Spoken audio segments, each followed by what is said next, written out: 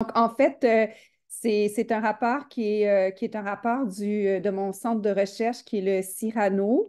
Euh, c'est un projet sur lequel on a commencé à travailler. Ça fait quand même déjà plus de 2 ans, là, pour être tout à fait transparente. J'avais hâte que le rapport sorte parce qu'on était un petit peu tannés de le voir.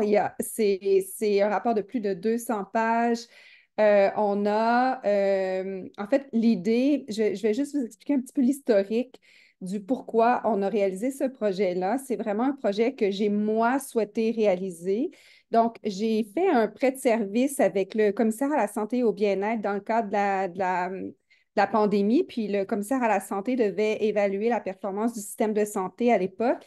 Et on a fait beaucoup d'entrevues et j'ai noté lors des rencontres puis des entrevues qu'on avait qu'il y avait en fait une certaine tension je devrais dire, entre des RPA, donc des résidences privées pour aînés, et des établissements de santé qui vraisemblablement avaient malheureusement un impact négatif sur les personnes résidentes. C'est quelque chose qui me préoccupait. Et j'ai aussi noté que la voix des résidents n'était pas tout particulièrement forte ni présente dans le contexte de la pandémie. Et donc, suivant la fin de mon prêt de service, je me suis dit, on va essayer d'aller voir ce qu'il y en est au niveau des RPA. Il y avait quand même peu de publications. C'était souvent plutôt négatif, ce qui sortait des médias. Et j'ai voulu vraiment dresser le portrait là, du milieu des RPA au Québec pour mieux comprendre les différents enjeux. C'est la première page donc du rapport que vous allez trouver en ligne sur le site du Cyrano. Puis je tiens à remercier évidemment bien les deux co-auteurs, donc qui ont réellement participé à la rédaction du projet, qui sont Hugo et Derek Dumont, et aussi tous les collaborateurs qui sont indiqués ici, dont Maxime Barrette-Bourque, Claudia Fortin, Émilie Provosto, Florence Roy, qui étaient tous et toutes des étudiants du bac. Donc, voilà, on peut poursuivre.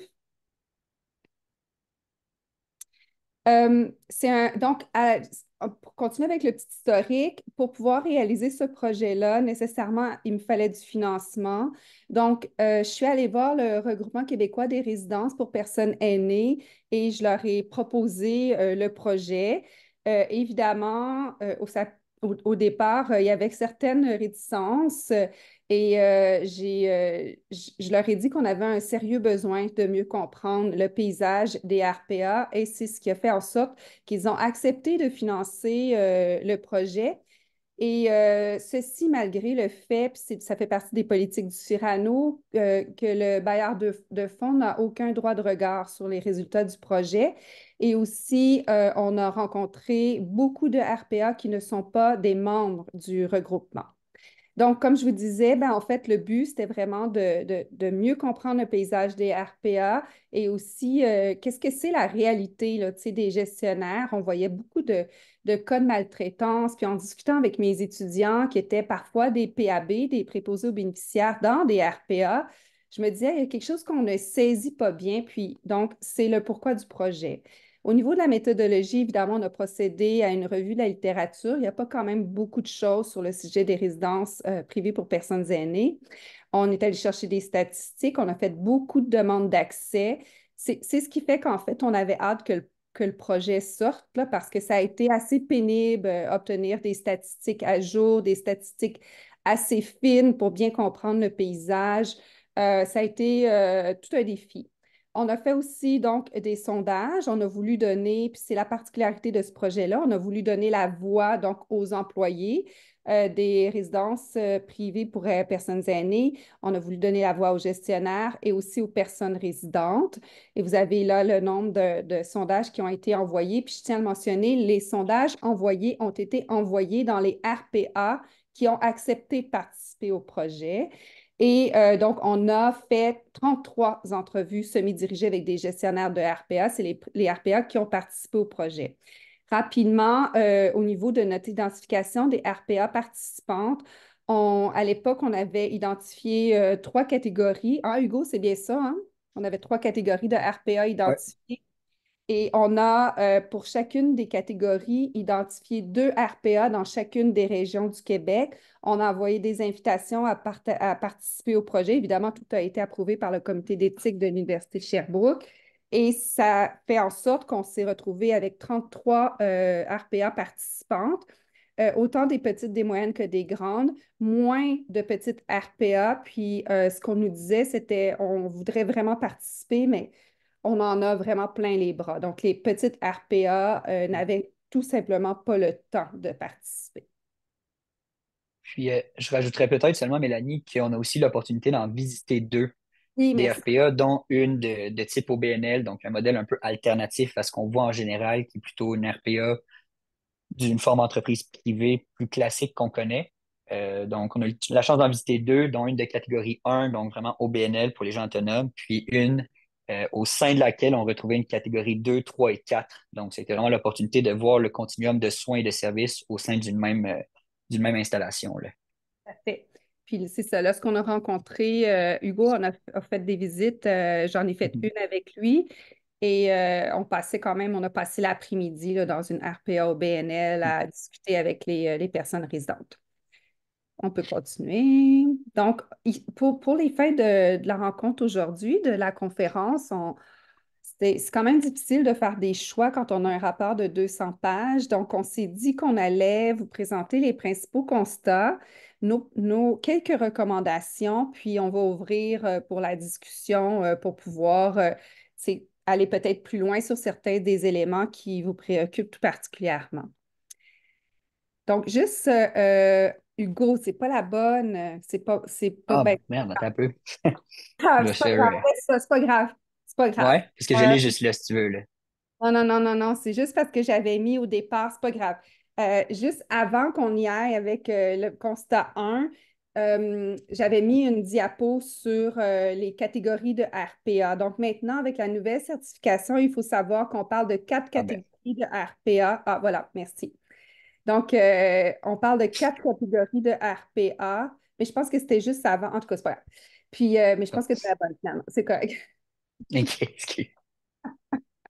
On va y arriver. Mais, Puis, on a fait ce petit tableau-là qui est dans notre rapport. Ça vous permet de voir les modifications qui ont été apportées avec la plus récente réglementation. Et, tu sais, présentement, puis on voyait ce que les médias ressortaient là, du rapport. On nous disait les personnes qui sont en RPA sont semi ou non autonomes parce qu'elle se retrouvait beaucoup en catégorie 3 et 4. Sauf que c'est important tout de suite de le mentionner. Donc, catégorie 1, c'est vraiment destiné pour des personnes autonomes pour but non lucratif. Attends un petit peu. Catégorie 1, c'est pour but lucratif. Attends un petit peu. l'inverse. Catégorie 1, sans but lucratif. Catégorie 2, but lucratif. 3, 4, c'est vraiment en termes d'autonomie. Et les catégories 3 et 4, c'est prévu dans la réglementation qu'il doit y avoir certains services, notamment, par exemple, pour catégorie 3, de préposés aux bénéficiaires ou services infirmiers. Donc, tandis que ce n'est pas le cas pour 1 et 2.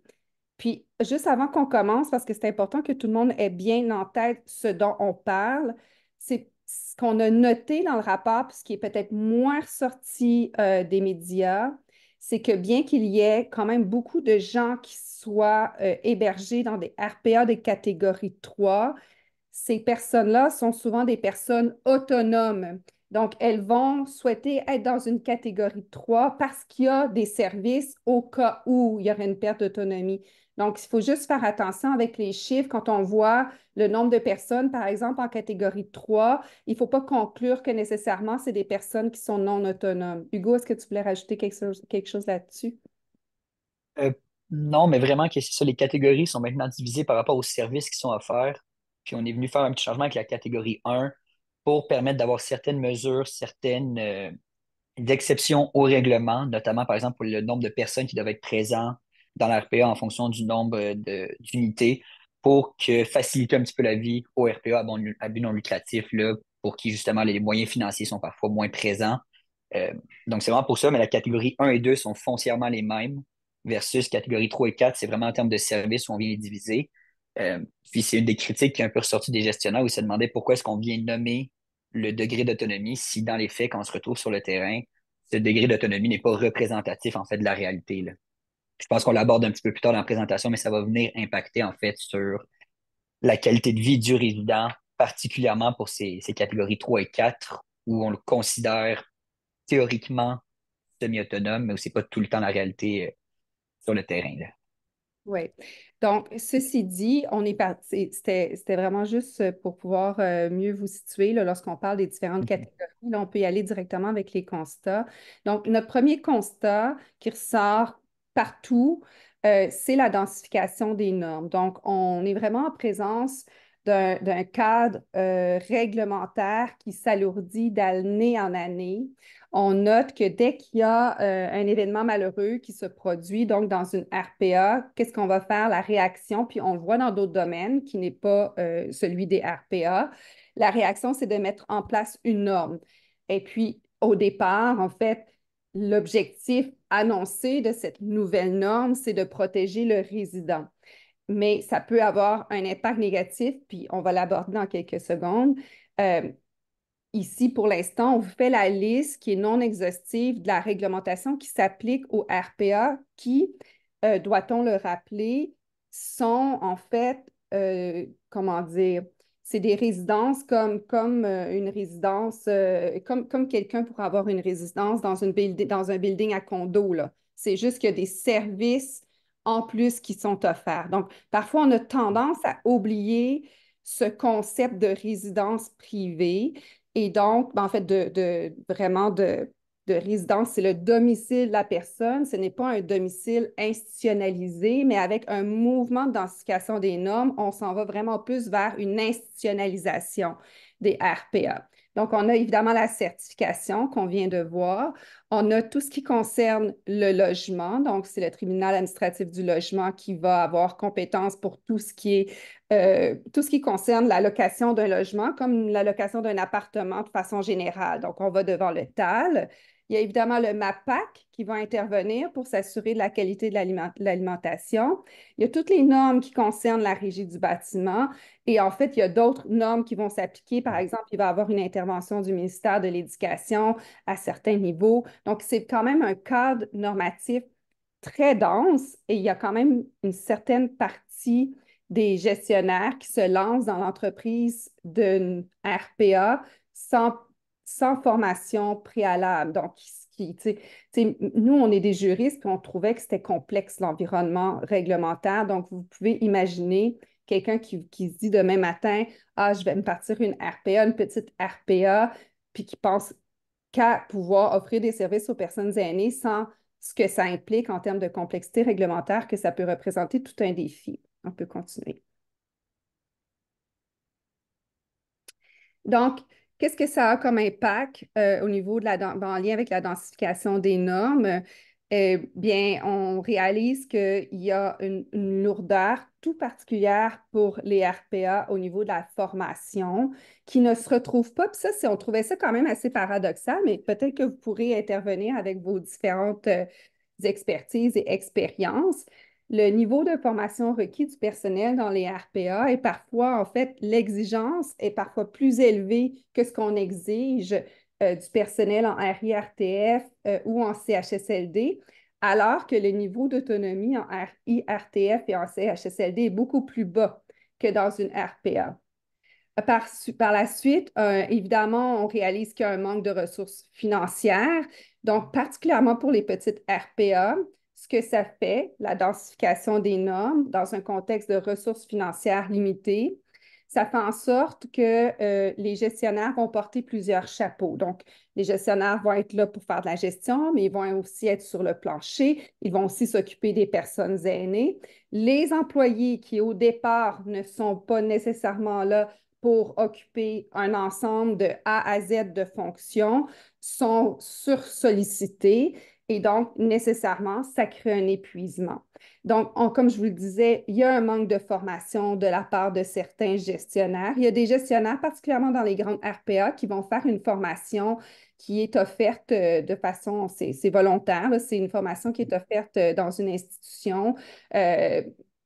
C'est quoi dans l'institution qui offre la formation? Le collège La Salle, donc c'est le cégep, en fait, qui est un cégep, qui a cette formation qui est vraiment précisément pour l'industrie des RPA, pour la gestion d'une résidence, là.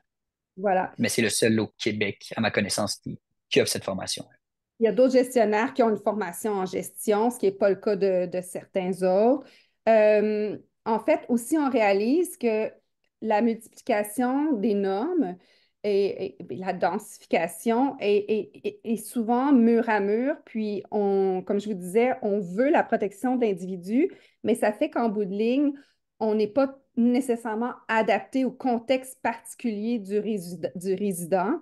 Euh, Par exemple, justement, si on est dans une petite RPA, peut-être que toutes ces normes-là sont trop par rapport aux besoins du résident, mais c'est beaucoup en lien avec notre aversion au risque aussi et la difficulté. En fait, c'est sûr que c'est très difficile aussi la pression des familles qui souhaitent que leurs parents soient vraiment dans un contexte hyper sécuritaire. Donc, on voit vraiment une dualité aussi entre les besoins des résidents, puis des besoins des familles et des gouvernements, justement, en lien avec les normes. Puis ça, en fait, ça crée aussi chez les personnes résidentes le sentiment d'être un peu en prison. Tu sais, comme au départ, ils se rendent dans la RPA en se disant, moi, je ne veux plus m'occuper de ma maison, je ne veux plus déneiger mon balcon, je veux juste aller dans un environnement où j'ai des services à proximité, où je vais pouvoir juste descendre en bas puis aller manger. Et là, la densification des normes génère un contexte d'institutionnalisation et il y a ce sentiment-là où finalement on se retrouve un petit peu comme en prison. Puis tout ça, toute cette pression-là, ben, c'est ce qui explique une bonne partie des fermetures des RPA au Québec. On a noté depuis 2015, je pense que j'ai le petit tableau après, Go, au-dessus de 400 fermetures de RPA. Et dans ces fermetures-là, on parle de 90 de petites RPA qui ont fermé. Et les derniers chiffres, là, en fait, on nous disait qu'il y avait 22 des RPA qui ont fermé, qui étaient des RPA destinés à des personnes à faible revenu. Donc, ça, c'est majeur parce que déjà, il y a très peu de RPA destinés à des personnes à faible revenu et leur fermeture fait en sorte qu'on se retrouve avec très, très Mhm. peu d'options pour pouvoir héberger les personnes qui ont un faible revenu. Mettez ça dans un contexte aussi de crise du logement, c'est très préoccupant. On peut continuer. Oui, Ben, je rajouterais peut-être juste simplement que les petites RPA, généralement, vont aussi répondre à des besoins d'un point de vue géographique, c'est-à-dire être situées en région, être situées dans des petits villages où les aînés, les futures personnes résidentes, n'ont pas nécessairement envie de devoir déménager, se déplacer loin de leur famille, loin des lieux où elles ont grandi, des environnements qu'elles connaissent, pour se rendre dans des plus grandes villes, tomber dans des RPA où on parle de 100, 150, 200 unités, donc vraiment un changement dans les habitudes de vie, dans l'environnement de vie. Donc, les petites RPA répondent vraiment à un besoin qui est précis et qui est différent des plus grands groupes auxquels on peut penser, où vraiment là, on est dans des tours à condos de 100 unités et plus, là. Fait que c'est aussi à garder, je pense, en tête que ces petites RPA-là ne se retrouvent pas simplement dans des endroits où il y a d'autres options d'habitation, mais souvent elles représentent vraiment un premier choix pour les personnes résidentes qui y vont. oui. Euh, bon, en fait, ce que je vous disais plus tôt, c'est au niveau des catégories. Donc, ça ressort, c'est majeur aussi. On réalise donc la clientèle qui est particulièrement non autonome, puis on va même plus loin aussi dans nos réflexions. Euh, la clientèle qui a besoin d'un encadrement tout particulièrement euh, visant à réduire les différents dangers, c'est la clientèle qui se retrouve dans la catégorie 4. Pour les catégories 1 et 2 et 3, on retrouve quand même une clientèle de personnes, en tout cas qui arrivent avec un bon niveau d'autonomie. Là, on a noté que parce qu'on investit beaucoup dans les soins et services à domicile dernièrement, que les personnes qui arrivent dans des RPA arrivent quand même un peu plus tard dans leur, comment dire, dans leur parcours de vie, de sorte que leur niveau d'autonomie décroît plus rapidement qu'auparavant. Ceci dit, pour un, 2, 3, certainement, la réglementation pourrait être, comment dire, aérée ou un peu assouplie pour mieux représenter les besoins de la clientèle dans la mesure où on a quand même, on s'assure des services qui sont requis par cette clientèle-là. Puis ça nous amène à un autre constat qu'on va aborder, je pense que c'est peut-être la diapo d'après. C'est justement ça. Donc, ça nous amène à un autre constat qui est justement de pouvoir bien combler les besoins des personnes qui voient leur autonomie diminuer une fois qu'elles arrivent à la RPA. Et pour combler ces besoins-là, il y a un besoin crucial de soins et services à domicile et on a noté qu'il y avait quand même une difficulté nette et certaine à obtenir ces soins à domicile-là lorsque la personne elle est hébergée dans une RPA. C'est comme s'il y avait, puis je ne dis pas que c'est dans tous les cas parce qu'on a vu de superbes collaborations qui nous ont été pointées par des RPA, mais il reste que dans beaucoup de cas, il semble y avoir un peu, comment dire, une certaine confusion des rôles ou une perception que parce que la personne elle est hébergée dans une RPA, soit elle a les revenus pour pouvoir s'offrir elle-même des soins et services à domicile, soit ça revient sur les épaules de la RPA. Et comme on montrait un petit peu plus tôt, par exemple, au niveau de la catégorie 3, il y a une nécessité d'avoir sur place un préposé aux bénéficiaires ou quelqu'un qui représente les services infirmiers. Mais on dit dans la réglementation que c'est pour offrir un service, par exemple, les bains. Mais ça ne veut pas dire que tous les services qui devraient être offerts par des services à domicile sont offerts par ces personnes-là qui sont sur les lieux de la RPA. Et en fait, on dirait vraiment qu'il y a une mauvaise compréhension de qu'est-ce qui revient à qui. Et bien souvent, cette tension-là va faire en sorte que les soins et services à domicile n'arriveront pas ou n'arriveront pas suffisamment rapidement de sorte que les employés de la RPA devront s'ajouter des tâches non prévues, parfois n'auront pas été formés pour faire ces tâches-là, ou encore, et ça, c'est vraiment le scénario qui est le plus catastrophique, la personne résidente ne reçoit tout simplement pas les soins et services dont elle a besoin. Euh, Il y a un autre élément aussi qui découle de la collaboration difficile. Donc, on a parlé des soins et services à domicile, mais vient aussi à un moment donné où la personne résidente doit être transférée dans une autre RPA de catégorie plus élevée, avec pour personnes semi-autonomes ou non autonomes, dans un IRTF ou dans un CHSLD. Et là, on a noté aussi des difficultés pour que le transfert s'opère dans un temps, comment dire, raisonnable.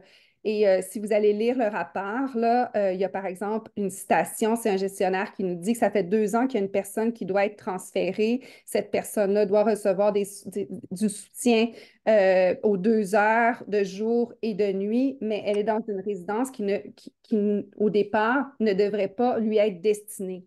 Et donc, c'est un problème réel de pouvoir favoriser le transfert. Dans certaines circonstances, puis ça, on l'a vu aussi lorsqu'on a rencontré les personnes résidentes, lorsqu'elles sont dans une résidence pour personnes autonomes, ces personnes-là ne veulent surtout pas devoir déménager. Donc, elles vont tenter de cacher leur niveau d'autonomie qui est en baisse auprès de la personne représentante du CLSC, qui alors va retourner au CLSC, va dire au gestionnaire, non, il n'y a pas de perte d'autonomie suffisante, on ne fait pas de transfert. Mais au jour le jour, les employés puis les autres personnes résidentes voient bien le besoin d'un transfert. Et évidemment, on note que la difficulté qui existe aussi dans certaines relations entre RPA et établissements découle du fait que c'est les établissements de santé qui s'occupent de la certification des RPA. Donc, ils sont un peu juges et parties, puis ça peut créer une tension, en fait. Ça devrait être une relation de partenariat et de complémentarité de services, mais qui est un peu entachée par ce devoir-là de l'établissement aussi d'exercer une vigie puis d'un rôle de, comment dire, de policier pour s'assurer qu'on répond bien aux normes. Donc, ça peut affecter le lien de confiance qui doit exister. Donc, qu'est-ce qui explique? Comme je vous disais, c'est la certification, mais il y a aussi le concept de responsabilité populationnelle. Puis ça, c'est ce qui explique probablement la disparité des relations entre RPA et établissements de santé. Dans la loi sur les services de santé et services sociaux, là, qui va être modifiée, c'est toujours, en fait, avec le PL15 qui a été adopté, on est encore avec la loi parce qu'on n'a pas encore opéré tout le changement, mais il existe ce concept de responsabilité populationnelle. Puis, ça veut dire que les établissements ont une responsabilité de s'assurer des soins et services sur leur territoire. Et on voit qu'il y a des établissements qui vraiment prennent réellement à cœur cette responsabilité-là, puis qui vont exercer une vigie beaucoup plus serrée au niveau des RPA que d'autres établissements qui vont plus être dans une relation de confiance vers la RPA. Donc, le flou entourant la définition de responsabilité populationnelle puis ses limites au niveau de la responsabilité des établissements de santé pourrait avoir un rôle à jouer dans la difficulté des relations, en fait, qui existent actuellement entre certaines RPA puis des établissements. Le manque de confiance peut être lié à la pression médiatique qui fait souvent ressortir le négatif en lien avec les RPA. Il y a aussi, on a noté, il y a beaucoup de relations qui sont générées à la suite d'ententes verbales entre les établissements puis les RPA. Puis, en tout cas, comme juriste, on le sait qu'on est toujours mieux d'écrire. C'est quoi notre entente? Ça évite certains conflits, mais tout se passe assez vite. Donc, souvent, il y a des ententes verbales qui génèrent de la confusion. Et évidemment, ben, on note qu'il manque des RPA de catégorie 4, des RPA de type OBNL qui, justement, expliquent les difficultés de transfert aussi des personnes résidentes. On pourrait changer. Donc, bien qu'on note certaines collaborations difficiles, c'est quand même paradoxal parce que parallèlement à ça, il y a une croissance nette du nombre d'ententes qui sont créées entre les établissements de santé et les RPA. On les appelle les ententes 108. C'est les ententes où c'est l'établissement de santé qui contracte avec la RPA parce que l'établissement de santé n'est pas capable d'offrir des soins et services à domicile sur son territoire ou parce que l'établissement de santé cherche des places en RIRTF ou même dans CHSLD, puis là, il cherche une place, donc il va contracter avec une RPA. Donc, il y a des ententes d'achat de place, puis il y a des ententes d'achat de services pour que la RPA prenne alors sur ses épaules ces services-là et l'hébergement des personnes suivant des ententes créées avec les établissements de santé. Donc, ça nous a... C'est sûr que là, il faut faire attention là, au niveau de la croissance. Là, il faut partir plutôt de 2019 parce qu'évidemment, en 2020, à cause de la pandémie, c'est sûr que les chiffres sont souvent faussés, là, mais il y a quand même une croissance nette là, de ces ententes 108 qui existent à l'heure actuelle. 108, c'est la disposition législative de la loi sur les services de santé et Hmm. services sociaux qui permet les contrats justement entre les établissements de santé puis des tiers, ben, en fait, des acteurs du réseau. Un autre constat, et c'est les salaires des employés, puis ça, c'est ressorti de façon très importante là, dans nos sondages. Les salaires sont peu compétitifs et surtout dans un contexte où ces employés sont souvent appelés à avoir des responsabilités quand même assez élevées, puis on n'y pense pas. Puis je dois dire, moi, j'ai été la première en fait, en lisant le sondage, j'ai dit, ah, mais oui, c'est vrai. Par exemple, les responsables des loisirs, euh, c'est les premières personnes qui vont pouvoir noter le manque de participation d'un résident qui pourrait être lié, par exemple, justement à une autonomie qui est affectée. Donc, il y a un genre de rôle de vigie qui revient sur les épaules de... Excusez, je ne sais pas pourquoi ça me fait ça. Qui revient sur les épaules de plusieurs personnes employées. Et ceci dans un contexte où, en fait, dans certaines situations, leur salaire est équivalent à un salaire d'un employé d'une chaîne de restauration rapide. Et leur responsabilité, elle est quand même vraiment très importante. Donc, c'est intéressant parce qu'il y en a beaucoup qui disaient, mais c'est sûr que le salaire me dérange, mais en même temps, c'est vraiment plus le milieu. C'est ce qui fait que je reste ici, c'est que le milieu est simple, je suis bien. Mais il reste que les salaires sont particulièrement bas dans les RPA. Les gestionnaires en sont conscients, ils voudraient bien augmenter le salaire, mais augmentation de salaire implique augmentation de loyer. Et ça, c'est quelque chose qui passe pas. Là, on l'a aussi comme résultat dans notre sondage. On pourrait changer de diapo. Donc, justement, ça nous amène à la satisfaction des personnes résidentes. C'est ce qui découle de notre sondage fait auprès d'elles. Donc, de façon intéressante, c'était vraiment très agréable de lire les réponses parce qu'on avait des réponses fermées aussi et des réponses ouvertes. Puis il y a des gens qui ont réellement pris le temps de nous écrire des paragraphes complets. Donc, c'était très riche comme résultat. Donc, de façon générale, en fait, on note que les personnes résidentes qui ont répondu au sondage, puis ça, c'est important de le mentionner, celles qui ont répondu au sondage sont surtout situées dans des grandes RPA. Donc, ces personnes ont manifesté un niveau de satisfaction des services offerts élevé.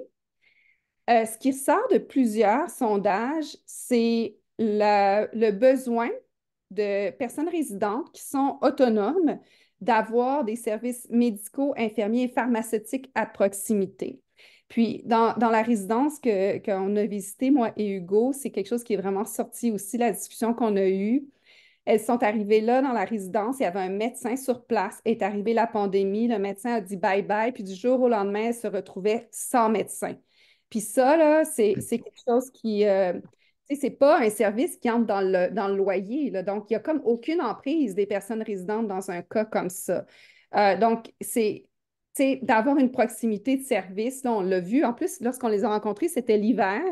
Puis il y en a là-dedans, tu sais, qu'il fallait qu'ils sortent de chez elles en chaise roulante, dans une tempête de neige pour aller voir leur médecin, parce qu'il n'y avait plus de médecin à la résidence, tu sais.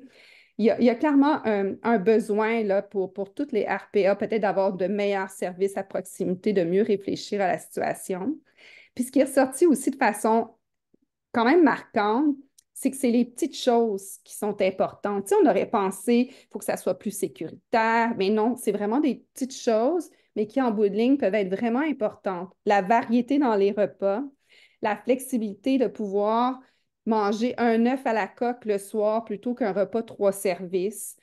Euh, la possibilité de manger santé pour certains, certaines, mais la possibilité aussi de juste manger un hamburger avec des frites pour d'autres. Tu sais, il y en a qui nous disent, on peut-tu ne pas avoir du tofu puis du poulet sans sel à l'âge qu'on est rendu? Tu sais, on peut-tu manger comme ça nous tente? Puis c'est important parce que le fait de ne pas pouvoir trouver ça agréable de se rendre à la cafétéria, ça fait qu'on reste dans sa chambre, on s'isole et là, il peut y avoir une perte d'autonomie. Donc, c'est des petites choses qui finalement sont importantes. Beaucoup se rendent dans les RPA pour des activités de loisirs, pour être impliqués dans la communauté.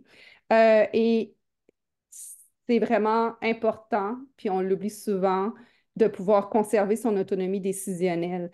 Le fait que d'autres décident à notre place comme résident, c'est quelque chose qui semble particulièrement frustrant, que ce soit l'État, les gestionnaires ou la famille.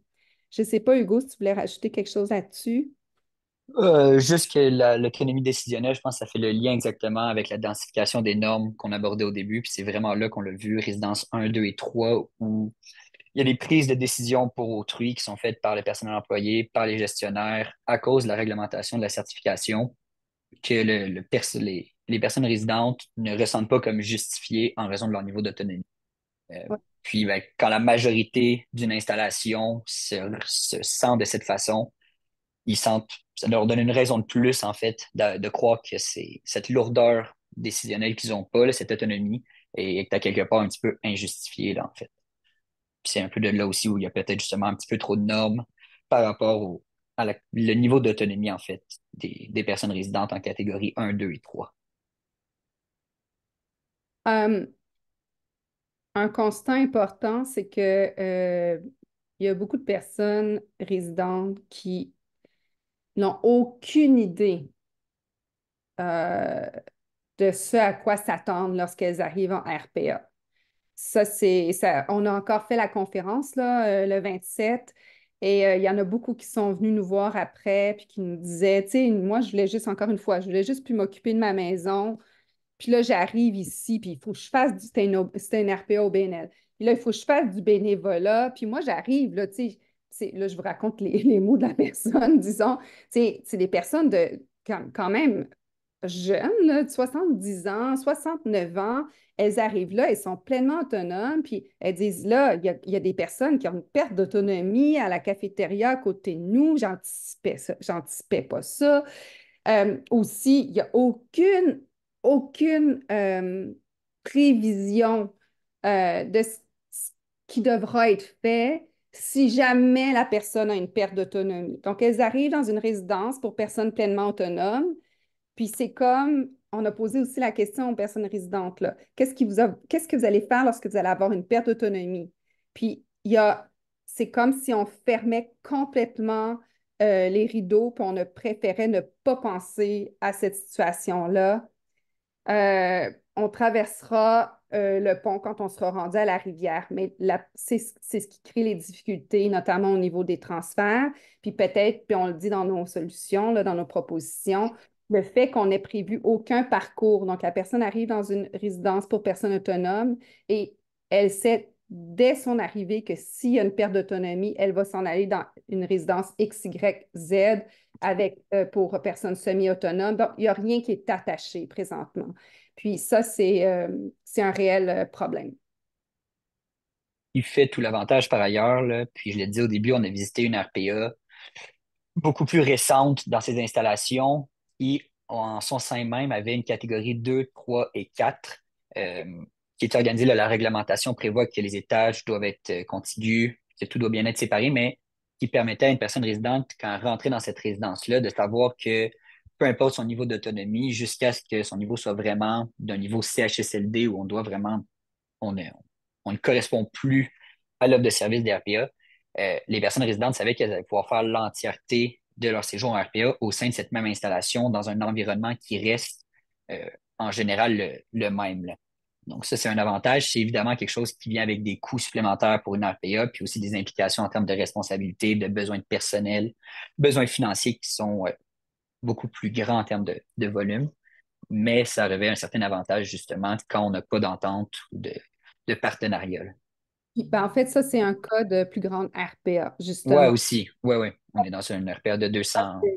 On voit plus dans le paysage des grandes RPA qui ont des étages, même RIRTF. Donc, tu sais, Mhm. c'est un couple qui arrive là. Puis, j'avoue, dans ces cas-là, oui, il y a plus de prévisibilité. Si jamais, par exemple, il y a une personne dans le couple qui manifeste une perte d'autonomie, on va la monter à l'étage. Mhm. Donc, il y a quand même quelque chose, tu sais, Ouais. donc, faute d'avoir ces étages-là qui permettent, disons, une dégradation d'autonomie, il faudrait alors prévoir des liens avec d'autres Mhm. RPA qui permettent le transfert. Puis, je pense qu'on arrive au loyer après, là, mais on ne se cachera pas aussi que dans ce type de RPA-là, le coût du loyer mensuel est généralement aussi plus élevé en raison des installations là, qui elles-mêmes sont plus récentes, plus de services, plus de loisirs, etc., là. Donc, c'est ça qui a encore un besoin, comme on le disait, peut-être pour les plus petites RPA, puis en région où les gens sont moins nantis, c'est pas nécessairement possible de dire, ah, ben, je suis plus autonome, je vais aller vivre dans la résidence qui coûte maintenant 3 000, 3 500 du jour au lendemain. Euh, donc, c'est certain qu'en anticipant ces besoins à l'avance, on est peut-être capable justement de mieux organiser le continuum de soins et de services là, pour les personnes résidentes. Je sais pas si tu avais quelque chose à rajouter, Mélanie, ou si on... Donc, je pense que tu arrives au loyer, Bon. justement. Ouais. Je te laisse. Donc, justement, ouais, merci. Justement, là, par rapport au prix des loyers, donc, comme elle disait, on a voulu sonder, oui, parler avec les gestionnaires, les employés, mais aussi avec les personnes résidentes pour voir vraiment c'était quoi leur ressenti, leur feeling euh, par rapport à divers aspects de la vie en RPA, notamment le prix des loyers. Euh, Comme vous pouvez le voir là, sur le présent diagramme, la grande majorité, donc le 2 tiers, jugeaient que leur loyer était juste et adéquat. Tandis qu'il y en a presque un tiers quand même qui allait dire qu'il est très onéreux, puis un 5% seulement qui dit qu'il est peu onéreux. Euh, le petit astérix, c'est simplement pour bien se rappeler, puis comme Mélanie vient juste de le dire, mais les gens qui ont participé au sondage sont en majorité des gens qui venaient de RPA de plusieurs unités. Là, on parle de 100, 150, 200 unités, où nécessairement, quand on va dans ce type de RPA, on est conscient que ça vient avec des coûts qui sont supplémentaires en raison de la qualité des installations, les loisirs. Donc, on va avoir des piscines, des gymnases, quoi que ce soit. Donc, ça vient avec des coûts qui sont plus importants. Donc, c'est important de le garder en tête que c'est représentatif de l'échantillon que nous, on a eu, mais qu'il y a une certaine limite ou un certain biais du fait que plusieurs des résidents euh, on a infer qu'ils avaient quand même une situation financière qui leur permettait de trouver que leur loyer était juste et adéquat. Puis, simplement pour mettre un peu en contexte, là, le prix du loyer, qu'est-ce que ça comprend? Comment est-ce qu'on arrive avec le coût total? Parce que ça aussi, c'est quelque chose qui peut être un peu compliqué pour une personne résidente qui va en RPA de bien comprendre comment est-ce quels vont être les tarifs pour le prix, en fait, pour résider en RPA. Il y a toujours, donc, on l'a dit, là, la RPA, l'unité en RPA, c'est un domicile, donc il va toujours y avoir le bail dans un format classique, comme si on vivait en appartement, en condo. Euh, Par contre, à ce bail, il va y avoir trois façons, nous, qu'on a relevées de charger des services. Il va y avoir les formules tout inclus. Donc, à l'annexe 6 du bail, il va y avoir tous les services qui sont inclus dans le bail. Donc, par exemple, le loyer est 1 000 $. Puis, il va y avoir trois services de repas par jour à 500 $ par semaine. Il va y avoir un service de buanderie à X dollars, puis etc. Donc, ça, c'est une formule tout inclus qui va généralement être appliquée dans les plus grandes résidences euh, où on va dire aux résidents, c'est take it or leave it. Vous prenez l'entièreté des services ou vous devez trouver un autre endroit. Les plus petites résidences, pour se donner un peu plus de flexibilité, vont souvent fonctionner avec un loyer sur le bail, puis ensuite des services qu'on dit à la carte. Donc, vous avez besoin d'un service d'entretien ménager, vous avez besoin d'un repas par jour plutôt que trois. Donc, ça permet plus de flexibilité aux résidents. Puis ça permet aussi aux résidences d'anticiper un petit peu mieux les besoins de leurs résidents, s'il y a une dégradation de l'état de santé, s'il y a des besoins qui sont ponctuels, donc un petit peu plus de flexibilité. Puis le troisième, ben, ça va être mix. Donc, certains services qui vont être déjà inclus au bail, souvent, ça va être les repas et les loisirs parce qu'ils sont obligatoires en vertu de la certification. Puis pour les suppléments, on va vraiment laisser le résident choisir à la carte de quoi il a besoin. Euh, c'est certain aussi que par rapport au prix du loyer, euh, les personnes résidentes vont pouvoir elles aussi bénéficier justement du crédit d'impôt pour le maintien à domicile, qui va venir être calculé en fonction des services qui sont pris et non en fonction du prix des loyers. Euh, donc, c'est certain aussi qu'il faut bien penser là, quand on est plus on a des services, plus la proportion du crédit qui nous est accordé va elle aussi croître. Donc, ce qui peut aussi jouer un petit peu là, dans le prix du loyer qui est réellement payé, déboursé par la personne résidente. Donc, le prix du loyer aussi, dans les médias, c'est souvent quelque chose qu'on entend, puis c'est quelque chose qui nous a quand même été véhiculé, que vivre en RPA, c'est cher, ce n'est pas accessible à tout le monde. Puis, quand on parlait avec les gestionnaires, ça a quand même soulevé quelques conversations, quelques débats où certains gestionnaires se demandaient jusqu'où s'étend la responsabilité de l'État d'offrir un logement, de permettre est-ce que tout le monde, en fait, devrait pouvoir avoir accès à un logement en RPA? Puis il y a même des résidents qui me disaient, est-ce que c'est vraiment de la responsabilité de l'État d'assurer un logement à l'ensemble de la population? Avec le débat en ce moment, là, la crise du logement, de plus en plus, la réponse est oui. Puis même que là, si on regarde dans la doctrine, il y a des auteurs qui vont avoir écrit qu'effectivement, là, notamment l'article 45 de la Charte québécoise, on a la Déclaration d'Ottawa aussi en 86, même dans la Déclaration des droits de l'homme, c'est prévu ce droit au logement. Le débat, c'était plutôt jusque où est-ce que le logement doit être fourni, doit être assuré. Ça, c'est un débat qu'on a eu, mais qu'on n'a pas nécessairement fait ressortir dans le rapport parce que c'était pas l'objet de se positionner d'un point de vue éthique ou moral, mais c'est quelque chose à garder en tête particulièrement parce que c'est vrai que les prix, puis là, vous pouvez le voir là, avec les chiffres, les prix pour vivre en RPA sont quand même, somme toute, des prix qui sont importants, qu'il faut prévoir, il faut anticiper. Euh, Ce qui est intéressant, par contre, par rapport au prix du loyer, au prix pour résidents RPA, c'est quand on le compare, d'une part, avec le reste du Québec, avec le reste du Canada, pardon, puis quand on fait des petites comparaisons à l'international. Donc, comme vous pouvez le voir ici, le Québec reste, somme toute, le modèle de assisted living, donc qui correspond un peu au modèle dans le reste du Canada, qui est le moins dispendieux. Encore une fois, quand on regarde ces tableaux-là, c'est important, je pense, de prendre un pas de recul. Puis nous, c'est aussi ce qu'on a fait pendant l'étude parce que les modèles ne sont pas tous équivalents. Donc, par exemple, en Ontario, il va y avoir, on voit que c'est beaucoup plus dispendieux, mais il y a plus de services qui viennent automatiquement avec le fait d'être dans un assisted living. Donc, c'est difficile de dire est-ce que le 3 000 $ qu'on voit en Ontario correspond réellement aux 1 500 au Québec. Euh, ce serait un projet de recherche en lui-même de vraiment venir mettre tous ces environnements d'habitation sur un même pied d'égalité pour en comparer les prix de manière plus transparente, je pense. Parce que justement, comme je vous disais, en Ontario, il va y avoir plus de services, En Alberta aussi, souvent, on va avoir un petit peu plus de services qui viennent automatiquement avec le fait d'aller vivre leur modèle de RPA. Par contre, le prix du loyer, ce qui est intéressant aussi, c'est qu'on a relevé quelques enjeux, autant pour les gestionnaires que pour les personnes résidentes, notamment par rapport à la capacité d'augmenter le prix du loyer. Le modèle classique de résidence privée pour aînés, si la RPA veut faire plus d'argent pour offrir plus de services, pour engager plus de personnel, pour faire plus d'activités de loisirs, la très, très grande majorité des revenus va passer nécessairement par les loyers qui sont déboursés par les personnes résidentes. Donc, augmentation des services passe généralement par devoir augmenter le loyer. Et se rendu compte, c'est que c'est aussi ça une grande source d'inquiétude, autant pour les gestionnaires quand le renouvellement de bail arrive, que pour les personnes résidentes, bien que 70% aient jugé que c'était juste et adéquat. Dans les réponses, il y en a aussi plusieurs qui ont formulé des commentaires en disant c'est juste et adéquat à ce moment-ci, mais je ne suis pas en mesure de prendre des augmentations de 200, 300, 400 dollars pendant plusieurs années. C'est là vraiment où on se retrouve avec des RPA où les gens voudraient plus de services, mais il faut que ça vienne aussi avec des coûts qui vont être plus importants ou, comme on l'a dit, avec une capacité des soins à domicile à venir offrir certains services si la personne résidente n'est pas capable de les payer. Parce qu'il faut bien comprendre que le 1500 que vous voyez ici au Québec, de ce que moi, personnellement, j'en ai vu pendant le projet de recherche, je peux vous garantir qu'il n'y a pas grand soin et service de santé qui est donné avec ces 1500-là. Euh, on va rapidement passer là, à presque le double. Il y a même un gestionnaire de catégorie 4 qui nous a dit que dans son cas, sur son bail, le coût du loyer communauté représente 30 tandis que les soins et services pour la plupart de ces résidents vont jusqu'à presque 70 euh, du loyer, qui est en fait le coût mensuel pour résidents en RPA. Donc, c'est certain que dès qu'on commence à avoir besoin d'un petit peu plus d'assistance, qu'on a besoin de certains services, certains soins de santé spécialisés, soit le coût du loyer monte en flèche, soit on est capable de se les procurer ou de les recevoir par le biais du réseau public.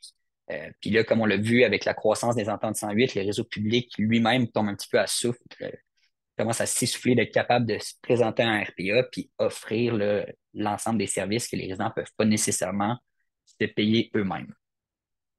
Par rapport au graphique qu'on voit, une dernière chose qui était intéressante, là, juste avant la présentation, j'ai regardé rapidement parce qu'on n'en fait pas mention dans l'étude, euh, parce que justement les bases de comparaison sont difficiles. Mais si on regarde les États-Unis, par exemple, euh, le coût moyen d'une chambre avec le minimum de service, qui est 1 heure et demie de service par semaine, tourne autour de 5 350 dollars. Je pense que ça met un petit peu en perspective aussi les coûts. Là, évidemment, il y a un million de facteurs qui expliquent ça. Les systèmes de santé ne peuvent pas se comparer simplement en regardant le coût. Mais je pense que c'est important de le garder en tête aussi, là. Oui, ça coûte cher, puis oui, c'est des montants qui sont importants.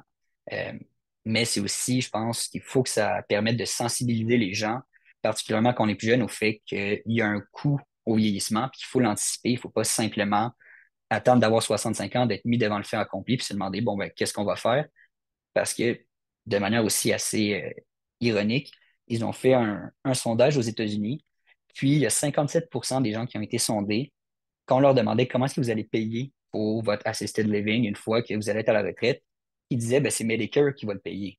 Puis le plan basic normal de Medicare ne prend pas du tout en charge ce type de dépenses. Donc, des fois, on a un peu l'impression que ah, ben, quand j'ai 65 ans, je vais avoir payé mes taxes, mes impôts, on va me prendre en charge, puis j'aurais plus vraiment j'ai pas besoin de réfléchir ou de prévoir. Euh, Puis moi, le projet de recherche, ça a vraiment servi aussi à me sensibiliser d'un point de vue personnel au fait que, au contraire, il faut l'anticiper, il faut le prévoir. Puis ça va faire partie là, d'une des recommandations qu'on a mis justement là, dans le rapport qu'on va aborder là, dans quelques instants. Je ne sais pas, Mélanie, est-ce que tu voulais rajouter quelque chose sur le loyer, sur le coût? Non, peut-être Non? juste dire que c'est ça, c'est difficile de comparer avec les autres provinces Mhm. parce que c'est comme de comparer des pommes avec des oranges. Puis Mhm. c'est un modèle qui se rapproche un petit peu plus des RIRTF. Tu sais, c'est comme hybride. Mais ce que ça nous fait dire Mhm. aussi, c'est que dans le prix du loyer, entre guillemets, qui vient avec des services, ça veut dire que le résident paie pour ce qu'on appellerait justement les soins et services à domicile, ici que l'on considère un peu comme devant être la responsabilité des établissements. Donc, tu sais, C'est vraiment quand même intéressant, là. Effectivement, il faudrait une étude que sur la structure de coûts et de services pour s'assurer de bien comparer les différents lieux de résidence. Sinon, j'ai rien d'autre. C'est parfait. Merci, Hugo. Puis donc, ça fait le tour des constats principaux. Là, évidemment, au travers des 200 pages, il y en a d'autres qui sont ressortis. Puis si jamais ça vous intéresse, il y a le tableau résumé à la fin qui permet de consulter assez rapidement là, les constats de manière plus détaillée et les recommandations. Mais on voulait simplement aussi quand même terminer en vous présentant quelques recommandations. Puis juste avant, ben, un petit rappel, si on l'a dit, la RPA, c'est un domicile, c'est ni un hôpital, ni une institution. Donc oui, il va y avoir des adaptations, des soins, des services qui peuvent être offerts, mais il faut vraiment à la base considérer que quelqu'un qui est en RPA est chez lui au même titre que s'il était en appartement, en condo, en maison. Euh, donc vraiment de ne pas faire l'amalgame de parce qu'il y a des services, des soins qui peuvent être offerts, qu'on se retrouve dans un milieu institutionnalisé. Puis ben là, vous avez la comparaison. Donc, comme on l'a regardé tout à l'heure, là, en 2015, on avait 1891 RPA. En 2024, on est à 1393. Puis, c'était la première année vraiment où là, on voit, vous n'avez pas les données, mais parce que le nombre de RPA baissait, mais avec la prolifération des grandes RPA, donc les 100, 150 unités et plus, on avait quand même une croissance dans le nombre d'unités qui étaient disponibles à l'échelle de la province. Puis, depuis 2022-2023, c'est la première fois que le nombre d'unités se stabilise puis descend un petit peu. Donc, moi, ce qui se stabilise parce qu'on a perdu comme 250 unités sur les 36 000 et quelques qu'il y a disponibles. Mais c'est la première fois, donc, depuis 2015, vraiment que le nombre d'unités arrête de croître, d'être en croissance.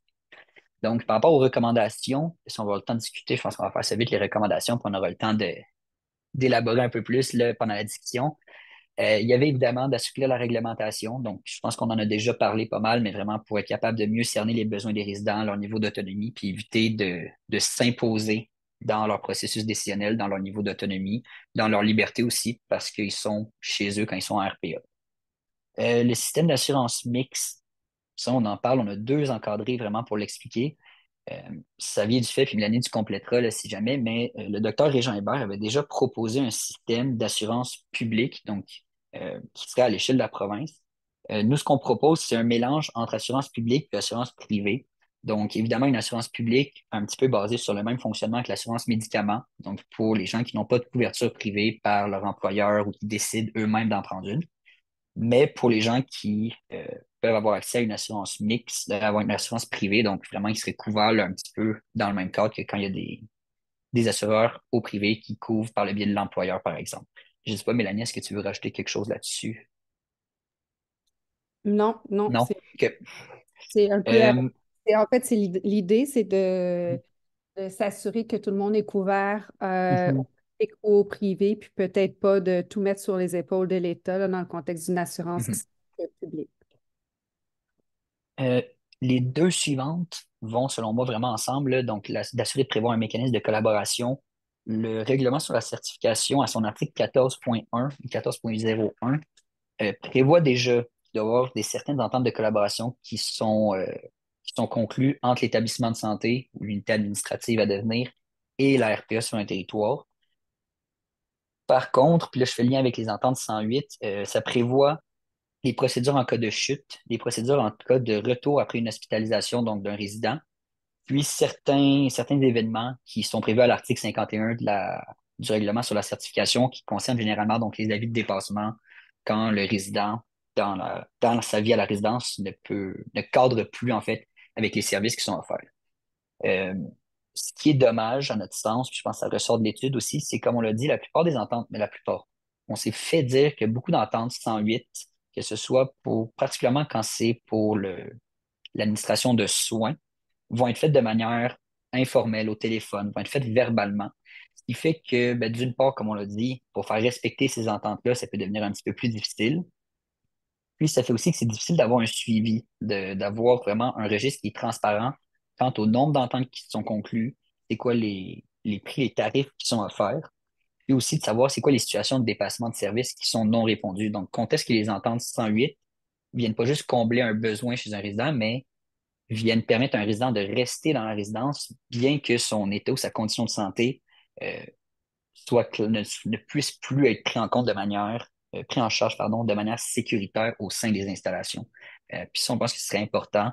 euh, simplement pour qu'il y ait justement une meilleure transparence. Il me semble d'ailleurs, si je ne me trompe pas, qu'il y a quelque chose qui a été un projet de loi qui est sorti là-dessus pour venir un petit peu uniformiser le coût justement des différents services qui vont être rendus, puis combien est-ce qu'on va donner au RPA, là. Euh, ben aussi prévoir le cheminement. Donc, ça vient par, comme on l'a dit, là, les ententes entre des catégories 1, 2, 3, 4. Euh, prévoir aussi des ententes avec les RIRTF, justement pour éviter qu'il y ait des trop grands chocs pour les résidents quand vient le temps de déménager, de changer d'environnement, qu'on puisse mieux anticiper tout ça, que ce soit autant plus facile pour les gestionnaires quand il y a des dépassements d'avis de service, des dépassements, que pour le résident lui-même, là, où c'est certain que de devoir changer d'environnement, c'est toujours un choc, puis c'est encore plus vrai quand on vieillit. Les services de loisirs jumelés, ça fait lien avec le constat qu'on a émis, comme quoi les résidents avaient certains besoins qui étaient très terre à terre. Puis parmi ces besoins-là, c'était le fait d'avoir des services de loisirs qui étaient diversifiés, qui permettaient de socialiser puis d'être en contact avec la communauté. Donc, nous, ce qu'on propose, c'est qu'il y ait des agences de loisirs régionales qui soient mises en place euh, avec une structure qui pourrait justement impliquer les OBNL, qui pourrait impliquer les membres de la communauté. Donc, on pense à des étudiants, des élèves, des artistes, des personnes influentes de la communauté, euh, pour vraiment faciliter euh, l'offre, puis pour mieux garnir l'offre de loisirs, en fait, quitte même à réunir certaines RPA, offrir des transports pour aller à la cabane à sucre, pour aller aux pommes. Donc, vraiment des choses terre à terre, mais quand on est autonome et qu'on va en résidence pour socialiser, puis finalement avoir du plaisir sans avoir les responsabilités nécessairement d'avoir une maison, un jardin, de l'entretien à faire. Quand le service de loisirs, c'est du bingo le mercredi, puis du karaoké le jeudi, ça se peut qu'on ait envie d'avoir un petit peu plus justement pour se divertir. Puis justement, comme on a dit, ça peut être difficile des fois d'avoir accès à des séances de loisirs, du transport. Donc, de mieux organiser le loisir. Euh, Puis le dernier, ben, de favoriser justement l'implication des villes et des organismes communautaires. Ça, moi, je pense tout le temps à l'exemple de Pax Habitat à Joliette, où on a eu vraiment donc un organisme communautaire, la ville qui a fait un don, si je ne me trompe pas, par rapport au terrain. Puis on est venu, c'est une ancienne communauté religieuse. Euh, on se retrouve avec un CPE aussi à l'intérieur de ça. Donc, les aînés peuvent participer à la vie du CPE, être en contact avec des enfants, avec des familles dans la communauté. Donc, de penser à des modèles alternatifs au modèle de résidence privée classique qu'on connaît. D'une part, parce que, comme on l'a dit, la RPA classique, en raison du prix, n'est pas accessible à l'ensemble de la population. Euh, Puis d'autre part aussi parce que c'est pas le modèle, c'est pas l'unique modèle, puis il y a plein d'autres façons d'assurer un logement, un accès au logement de qualité, puis un environnement de vie aussi de qualité euh, à tous les aînés, là, dans le fond. Puis c'est quelque chose qui est important. On peut pas simplement euh, assurer un environnement de qualité aux gens qui payent tel montant, puis les autres, ben, vous offrent un logement, puis c'est tout. Il y a moyen vraiment d'offrir quelque chose qui répond à l'ensemble des besoins. Il faut être un peu créatif, il faut innover un petit peu, puis ça implique aussi justement de réunir les parties prenantes de cet écosystème-là pour travailler ensemble. Puis je crois, ouais, mais il faut prévoir. Exactement, exactement. Puis moi, c'est vraiment la plus grande leçon que j'en retire d'un point de vue personnel, là, je veux dire, du rapport, c'est il faut prévoir, il faut l'anticiper. C'est certain que vieillir, ça a un coût, mais ça ne doit pas être synonyme, le vieillissement ne doit pas être synonyme de perte d'autonomie, ça ne doit pas être synonyme non plus d'institutionnalisation. Euh, donc, je pense vraiment qu'il y a une prise de conscience puis une sensibilisation aussi qui doit être faite là, à l'ensemble de la population, puis aux décideurs aussi là, pour qu'on ait un cadre réglementaire qui permette aussi justement aux aînés de continuer de s'épanouir une fois qu'ils sont à la retraite, puis une fois qu'ils font le choix d'aller en RPA.